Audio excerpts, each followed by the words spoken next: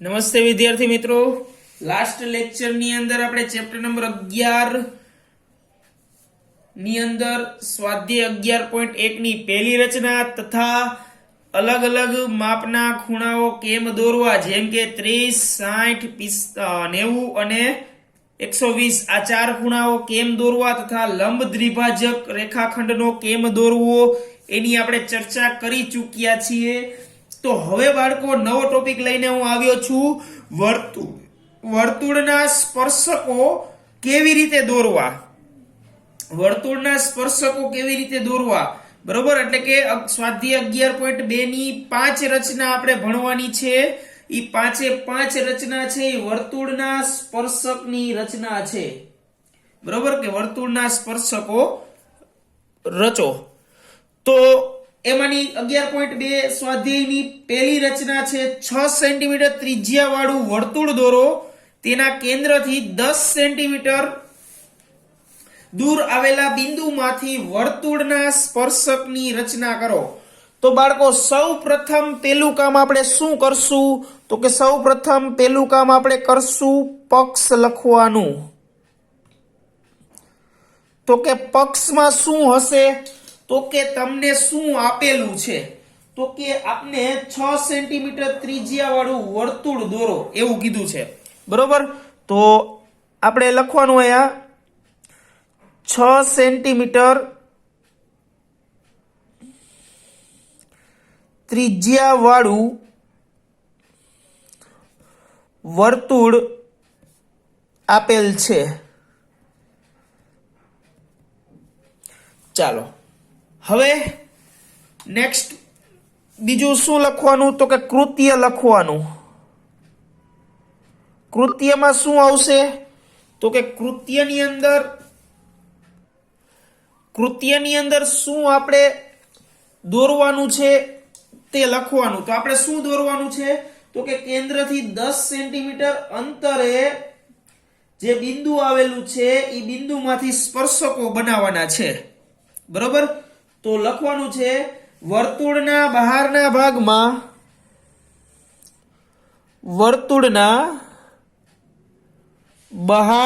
ભાગમાં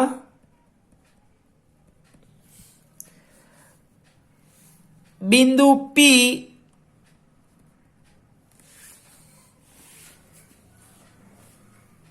એવું લો, બિંદુ P એવું લો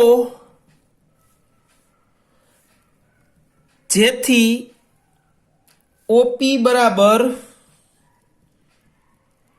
10 સેન્ટીમીટર થાય।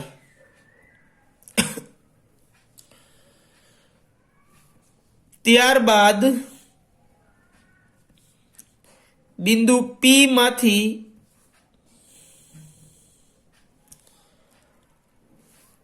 આપેલ વર્તુળના સ્પર્શકો દોરવા અને તેના માપવા। ચાલો બાળકો, આ થઈ ગયું તમારું પક્ષ અને કૃત્ય। સૌ પ્રથમ પેલું કામ શું કરવાનું છે, ચાલો બાળકો સૌ પ્રથમ આપણે પક્ષ અને કૃત્ય જોયા બાદ હવે આપણે શું કરશું, તો કે એક પેલા પરિકરની મદદથી 6 સેન્ટીમીટર ત્રિજ્યા વાળું એક વર્તુળ દોરશું। ચાલો સ્કેલની મદદથી મેં પરિકરને 6 સેન્ટીમીટર ત્રિજ્યા વાળું એક પરિકર ખોલીને તમારી સામે સ્ક્રીન ઉપર મેં બતાવેલું છે। હવે હું એની મદદથી એક અહીંયા એક વર્તુળ દોરીશ, એક કેન્દ્ર ફિક્સ કરીને।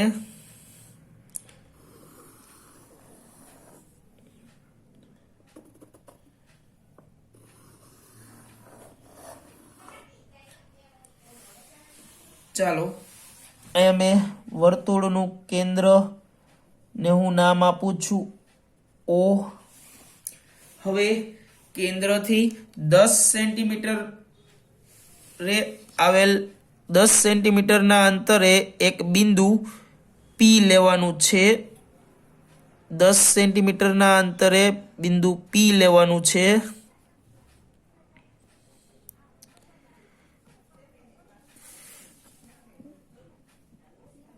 પી બિંદુ લેવાનું છે. હવે ઓ અને પી ને જોડી દેવાનું છે બાળકો.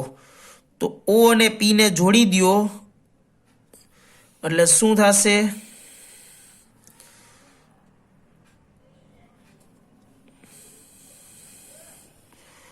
ઓ અને પી ને હું જોડી દઉં છું. હવે હું ઓપી નો લંબ દ્વિભાજક બનાવું છું. બરોબર, તો ઓપી નો લંબ દ્વિભાજક કેવી રીતે બનશે? તો કે પરિકરને અડધા કરતા વધારે મોટું કરી પી ઉપર પરિકરની અણી રાખો, ઉપર ચાપ દોરો, નીચે ચાપ દોરો. ઈ જ માપ રાખવાનું છે અને ઓ ઉપર પરિકરની અણી રાખી ઉપર ચાપ દોરો અને નીચે ચાપ દોરો. આ રીતે તમને બે ચાપ મળી હશે. હવે સ્કેલની મદદથી આ બંને ચાપને જોડી દો. સ્કેલની મદદથી આ બંને ચાપને જોડી દો. બરોબર. હવે ઓપી રેખાખંડને જ્યાં છેદે ત્યાં તમારે એમ નામ આપવાનું છે. બરોબર.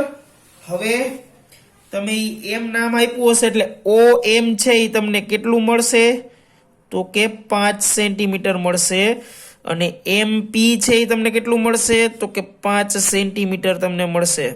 બરોબર બાળકો, કારણ કે ઓપી આખો છે એ કેટલા સેન્ટીમીટરનો છે? તો કે 10 સેન્ટીમીટરનો છે. હવે તમારે શું કરવાનું છે? તો કે એમને કેન્દ્ર રાખવાનું છે. એમને કેન્દ્ર રાખવાનું છે. ઓ જેટલું માપ માપવાનું છે. એમને કેન્દ્ર રાખી ઓ જેટલું માપ માપવાનું છે. ચાલો, મેં એમને કેન્દ્ર રાખ્યું, ઓ જેટલું માપ માપ્યું. હવે તો કે હવે તમારે એમને કેન્દ્ર લઈ ઓ જેટલું માપ માપીને ત્યાંથી એક વર્તુળ દોરવાનું છે. જે વર્તુળ તમારું ઓ અને પી માંથી પસાર થતું હશે. જે વર્તુળ તમારું ઓ અને પી માંથી પસાર થતું હશે. બરોબર બાળકો? ચાલો, હવે આપણે શું કરશું? તો કે બે વર્તુળ જ્યાં છેદે છે એટલે કે અહીંયા અને અહીંયા, ત્યાં આપણે નામ આપશું એ અને બી. એ અને બી. ત્યારબાદ તમે પી બિંદુ અને એ બિંદુને જોડી દો. પી બિંદુ અને એ બિંદુને તમારે જોડવાના છે.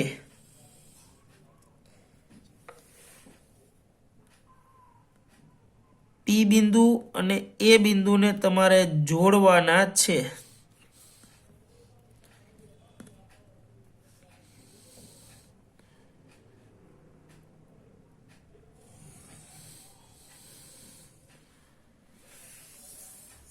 અને પી બિંદુને અને એ બિંદુને જોડી દેવાનું છે.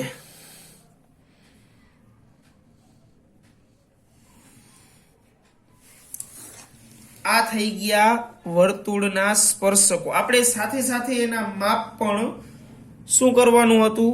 તો કે માપ એના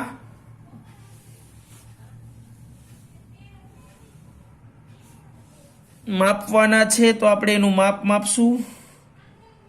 જો બાળકો તમને સ્ક્રીન ઉપર દેખાતું હશે 8 સેન્ટીમીટરનો સ્પર્શક આપને મળ્યો છે. એટલે કે બંને સ્પર્શકોની લંબાઈ આપને કેટલા સેન્ટીમીટર મળે? તો કે 8 સેન્ટીમીટર મળે. બરોબર. ચાલો, તો હવે આપણે આના રચનાના મુદ્દા લખવાના છે.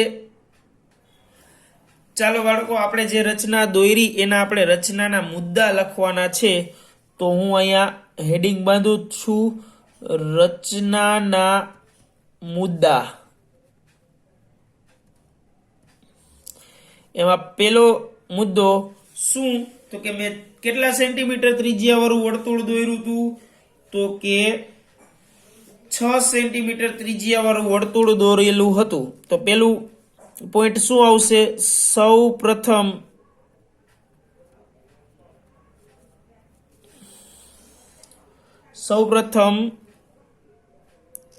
6 સેન્ટીમીટર ત્રિજ્યા વાળું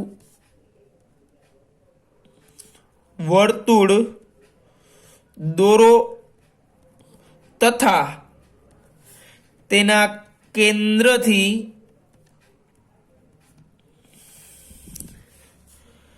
10 સેન્ટીમીટરના અંતરે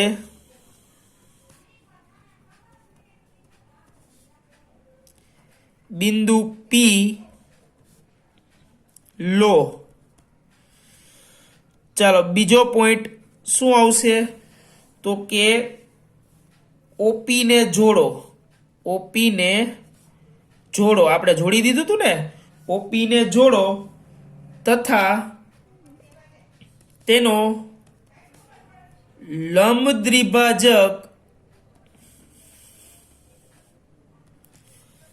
દ્વિભાજક દોરો અને તેનું મધ્ય બિંદુ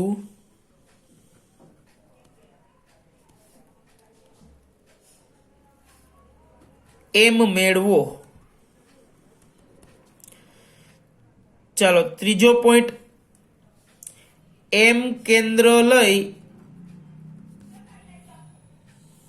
કેન્દ્ર અને MO ત્રિજ્યા લઈને એક વર્તુળ દોરો જે O કેન્દ્ર વાળા વર્તુળને R અને Q માં છેદે. ચોથો મુદ્દો,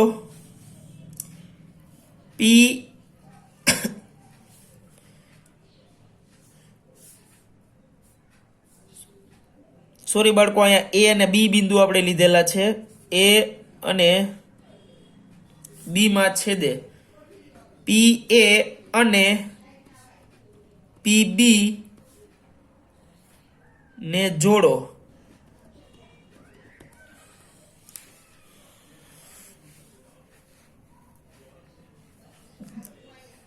જે માગ્યા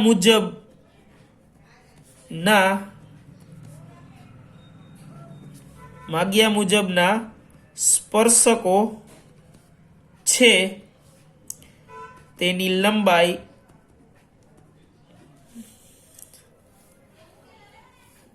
8 સેન્ટીમીટર છે. તો બાળકો આ થઈ ગઈ તમારી 11.2 ની પેલી રચના. બરોબર બાળકો? ચાલો તો હવે આપણે જોશું બીજી રચના. ચાલો તમારા સ્ક્રીન ઉપર બીજી રચનાની રકમ આવી ગઈ છે. 4 સેન્ટીમીટર ત્રિજ્યાવાળા વર્તુળને સમકેન્દ્રી બીજા 6 સેન્ટીમીટર ત્રિજ્યાવાળા વર્તુળ પરના બિંદુમાંથી પ્રથમ વર્તુળના સ્પર્શકની રચના કરો અને તેમની લંબાઈ માપો અને વાસ્તવિક ગણતરીથી માપની ચકાસણી કરો. બરોબર? ચાલો તો પેલા આપણે શું કરશું? તો કે પેલા આપણે પક્ષ લખશું. શું લખશું આપણે પેલા? તો કે પક્ષ લખશું. પક્ષ એટલે કે જે આપણે રકમની અંદર આપેલું હોય એ. તો રકમની અંદર આપણે શું આપેલું છે? તો કે 4 સેન્ટીમીટર અને 6 સેન્ટીમીટર ત્રિજ્યાવાળા બે સમકેન્દ્રી વર્તુળો આપેલ છે. ચાલો હવે બીજું આપણે શું લખશું? તો કે કૃત્ય. તો કે કૃત્યની અંદર શું લખવાનું આવશે? તો કે આપણે પેલા વર્તુળના સ્પર્શકો દોરવાના છે, તો આપણે શું લખશું? તો કે મોટા વર્તુળ પર આવેલ બિંદુ, મોટા વર્તુળ પર આવેલ બિંદુ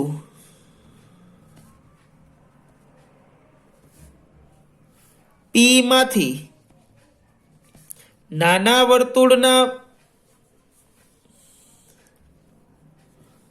વર્તુળને સ્પર્શકો દોરવા તથા તેની વાસ્તવિક ગણતરી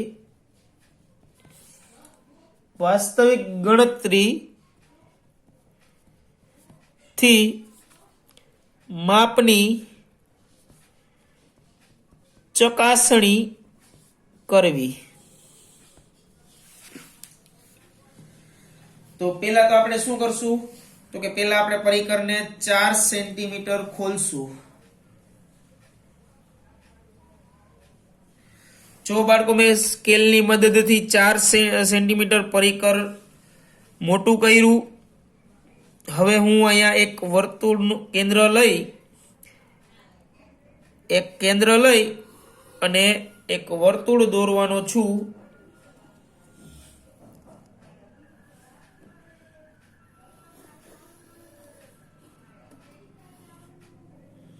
ચાલો, એક વર્તુળ દોર્યું. હવે સમકેન્દ્રી કીધું એટલે ઈ જ વર્તુળના કેન્દ્ર ઉપરથી 6 સેન્ટીમીટર નું આપણે વર્તુળ દોરવાનું છે. ઈ જ કેન્દ્ર લઈ 6 સેન્ટીમીટર નું વર્તુળ દોરવાનું છે. કેટલા સેન્ટીમીટર નું વર્તુળ દોરવાનું છે? 6 સેન્ટીમીટર નું વર્તુળ દોરવાનું છે બાળકો. તો હું પરિકરને સ્કેલની મદદથી 6 સેન્ટીમીટર પરિકરને મોટું કરીશ. જે કેન્દ્ર હતું ઈ જ કેન્દ્ર લઈ બીજું એક વર્તુળ હું દોરીશ. ઈ વર્તુળ દોર્યા પછી હું કેન્દ્રને નામ આપી દઈશ O. હવે તમારે મોટા વર્તુળના નાના વર્તુળના સ્પર્શકો દોરવાના છે, એટલે તમારે મોટા વર્તુળ પર એક બિંદુ લેવું પડે જેને હું નામ આપું છું P. બરોબર. હવે હું O અને P બિંદુને જોડી દઈશ. O અને P બિંદુને હું જોડી દઈશ. ચાલો, O અને P બિંદુને મેં જોડી દીધા. બરોબર. હવે હું OP નો લંબ દ્વિભાજક બનાવીશ. હવે OP નો લંબ દ્વિભાજક બનાવવો કેવી રીતે બને? તો કે OP નું અડધા કરતા વધારે પરિકર ખોલો, પછી તો કે P ઉપર પરિકરની અણી રાખો, ઉપર ચાપ મારો, નીચે ચાપ મારો. એવી જ રીતે O ઉપર ઈ જ માપ રાખી, પરિકરનું માપ ઈ જ રાખી, ઉપર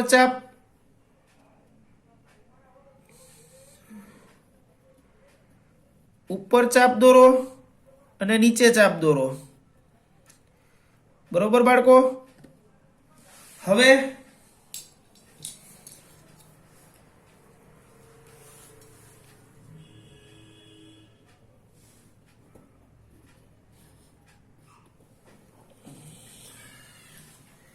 બે ચાપને તમે સ્કેલની મદદથી જોડી દો. બે ચાપને સ્કેલની મદદથી જોડી દો. હવે OP ને જ્યાં છેદે છે ત્યાં તમે M નામ આપો. OP ને જ્યાં છેદે છે ત્યાં તમે M નામ આપો. હવે M ને કેન્દ્ર રાખો, O જેટલું માપ માપો. M ને કેન્દ્ર રાખો, O જેટલું માપ માપો.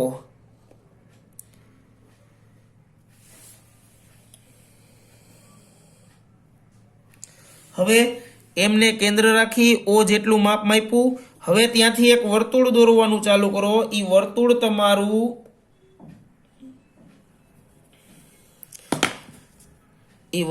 તમારું P માંથી પસાર થવું જોઈએ. ક્યાંથી પસાર થવું જોઈએ? P માંથી પસાર થવું જોઈએ. બરોબર. હવે પી માંથી પસાર થયું. હવે અહીંયા ક્યાંક વર્તુળના બે બિંદુ છેદા હશે, બરોબર. ત્યાં નામ આપો એ અને બી.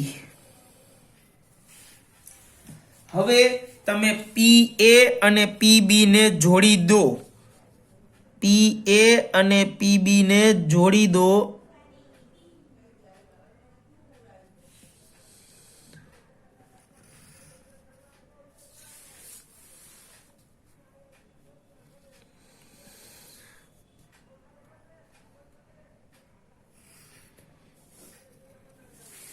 હવે આપણે માપ માપવાનું છે. તો હું જો અહીંયા સ્પર્શકનું માપ માપું તો મને અંદાજે 4.5 ની આજુબાજુમાં મળે છે. હવે આને આપણે વાસ્તવિક ગણતરીની સાથે સરખાવવાનું છે, બરોબર. વાસ્તવિક ગણતરીની સાથે ચકાસણી કરવાની છે, જે આપણે રચનાના મુદ્દાની અંદર એની વાસ્તવિક ગણતરીની ચર્ચા કરશું, બરોબર. તો હવે આપણે આના જોવાના છે રચનાના મુદ્દા. ચાલો રચનાના મુદ્દા લખવાના છે. તો પેલો મુદ્દો શું આવશે? તો કે સમકેન્દ્રી વર્તુળ બનાવ્યા. તો આપણે શું લખશું? સમકેન્દ્રી વર્તુળોના કેન્દ્ર O તથા મોટા વર્તુળ પરના બિંદુ P ને જોડો. આપણે એવું કંઈક લીધું હતું. તો પહેલા તો આપણે વર્તુળ સમકેન્દ્રી દોર્યું, તો આપણે એ લખવું પડશે 4 સેન્ટીમીટર અને 6 સેન્ટીમીટર ત્રિજ્યાવાળા બે સમકેન્દ્રી વર્તુળો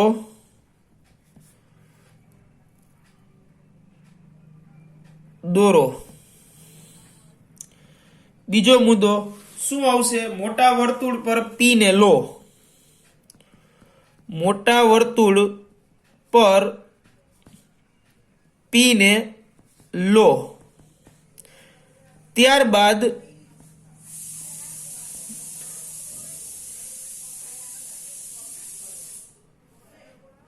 OP ને જોડો. ત્રીજો મુદ્દો શું આવશે? OP નો લંબ દ્વિભાજક દોરી ને તેનું મધ્ય બિંદુ એમ મેળવો.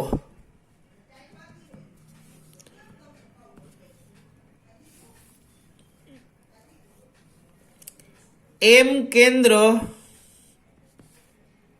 તથા MO ત્રિજ્યા લઈ વર્તુળ દોરો, જે નાના વર્તુળને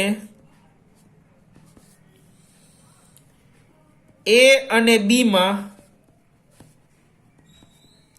છેદે છે.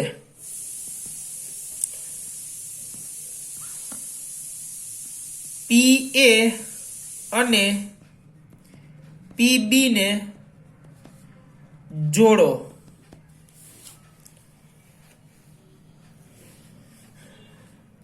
હવે આપણે વાસ્તવિક ગણતરી દર્શાવવાના છીએ અહીંયા. તો આપણે લખીએ વાસ્તવિક ગણતરી. તો કે વાસ્તવિક ગણતરી છે, બરોબર. તો એમાં આપણે જોયું સ્પર્શક અને ત્રિજ્યા વચ્ચેનો ખૂણો હંમેશા કેટલા અંશનો હોય? તો કે 90 અંશનો હોય, બરોબર. તો OP છે એ આપણું કર્ણ થશે. તો કે OP સ્ક્વેર બરાબર OA square plus AP square. હવે OP છે એ કેટલાનો હતો? તો કે 6 સેન્ટીમીટરનો. તો 6 નો સ્ક્વેર કેટલો થાય? 36 બરાબર. આ કેના ઉપરથી આવ્યું? તો કે પાયથાગોરસના પ્રમેય ઉપરથી આવ્યું. ઓ બાળકો, પાયથાગોરસના પ્રમેય ઉપરથી આવ્યું છે. કારણ કે કાટકોણ ત્રિકોણ બને છે. OA છે, OA એટલે શું થાય? વર્તુળની ત્રિજ્યા થાય. વર્તુળની ત્રિજ્યા કેટલી હતી? 4. 4 નો સ્ક્વેર કેટલો થાય? 16. અને AP એટલે આપણો સ્પર્શક બને છે ઈ, તો કે સ્પર્શકનું માપ તો ગોતવાનું હતું. તો કે AP સ્ક્વેર બરાબર શું થાય? તો કે 36 માઇનસ 16. તો AP સ્ક્વેર બરાબર 20. તો AP બરાબર શું આવે? તો કે 20 નું તમે વર્ગમૂળ કાઢો એટલે 4.472. એટલે આપણે એને અંદાજે AP બરાબર 4.5 સેન્ટીમીટર લઈએ છીએ. બરોબર બાળકો, તો આપણે સ્પર્શક છે એ 4.5 સેન્ટીમીટર ના મળી ગયા છે. તો બાળકો આપણે અહીંયા સુધીનું રાખીએ છીએ. નેક્સ્ટ લેક્ચરમાં રચના નંબર 3 જોવાના છીએ 3 થી. બરોબર, 3, 4 ને 5 બે રચના બાકી છે. 6, 7 છે એ COVID-19 ને લીધે કેન્સલ થઈ ગઈ છે અને 11.1 ની પેલી રચના સિવાયની બધી રચના કેન્સલ થઈ ગઈ છે. 11.1 ની પેલી રચના સિવાય બધી રચના કેન્સલ થઈ ગઈ છે. બરોબર, જે આપણે લાસ્ટ લેક્ચરની અંદર જોઈ લીધી હતી. અહીંયા આપણે રચના નંબર પહેલી અને બીજી જોઈ. હવે આપણે રચના નંબર 3 થી શરૂઆત કરશું.